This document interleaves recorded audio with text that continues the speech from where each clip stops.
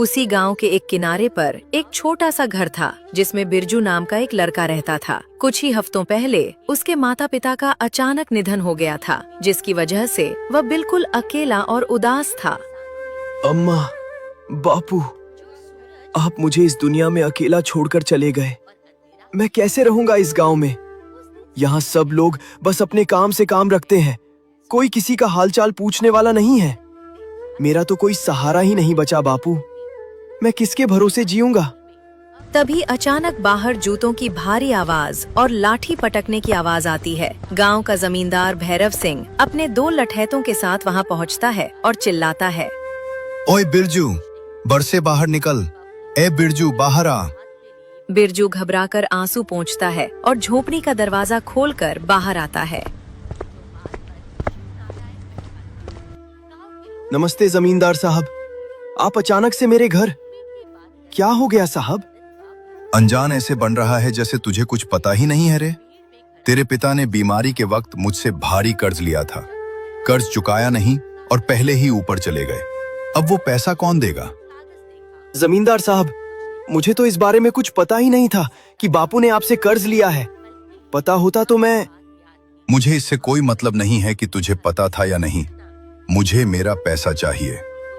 मुझे पता है जिम्मेदार साहब, आपकी बात सही है, पर आप इतनी जल्दी आ गए। अभी तो मेरे पिता को गुजरे 1 हफ्ता भी नहीं हुआ है। घर में खाने के लाले पड़े हैं। आप कुछ तो रहम करिए साहब, थोड़ा वक्त दे दीजिए। रहम करने ही आया हूं, इसीलिए सीधे जमीन पर कब्जा नहीं किया, बल्कि तुझे सिर्फ ये चेतावनी देने आया हूं। ध्यान से सुन ले, मुझे इसी महीने के अंदर अंदर मेरे पूरे पैसे वापस मिल जाने चाहिए, नहीं तो तेरा ये घर और तेरा ये खेत सब मेरा होगा। समझ में आया? जमींदार गुस्से में अपने लठैतों के साथ वहां से पैर पटकते हुए चला जाता है। जमींदार की धमकी से बिरजू बहुत उदास और परेशान हो गया। कर्ज चुकाने और अपना घर बचाने के लिए वह अगली ही सुबह बाजार में नौकरी की तलाश करने निकल पड़ा।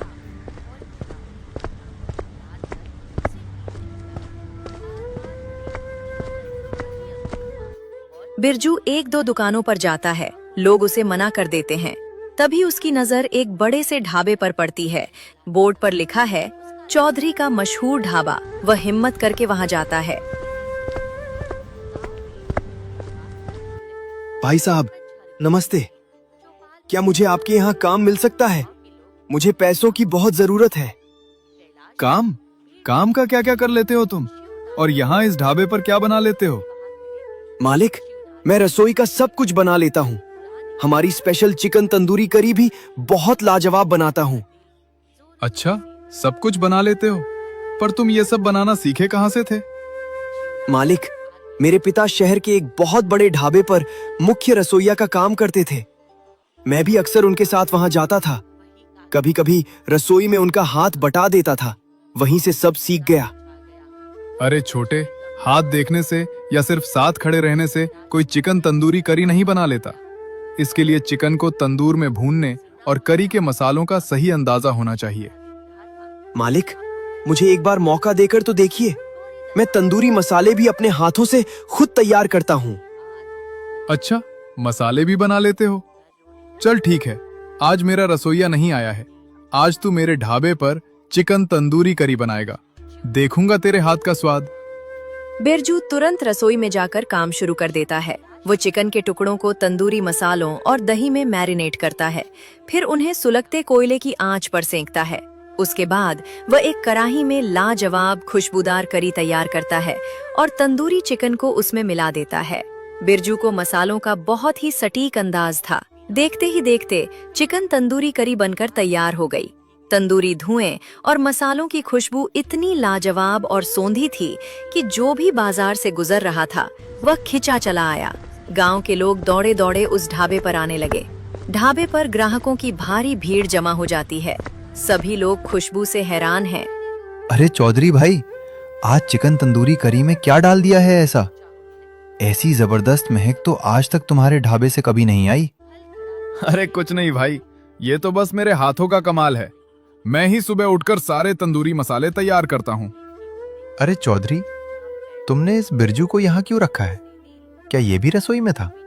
अरे कहाँ भाई, इसे खाना बनाना कहाँ आता है। इसे तो मैंने बस यहाँ झूठी प्लेटें धोने के लिए रखा है। चिकन तंदूरी करी तो मेरे ही तरीके से बनी है। बिरजू ये सब सुनता है पर अपनी मजबूरी के कारण कुछ नहीं बोलता और चुप रहता है। चलो चलो बातें छोड़ो चौधरी, अब जल्दी से प्लेट लगाओ। ए बिरजू, खड़ा क्या है वहाँ, चल जल्दी से सबकी प्लेट लगा। बिरजू चुपचाप ग्राहकों के आगे गर्मा गर्म चिकन तंदूरी करी की प्लेटें लगाता है।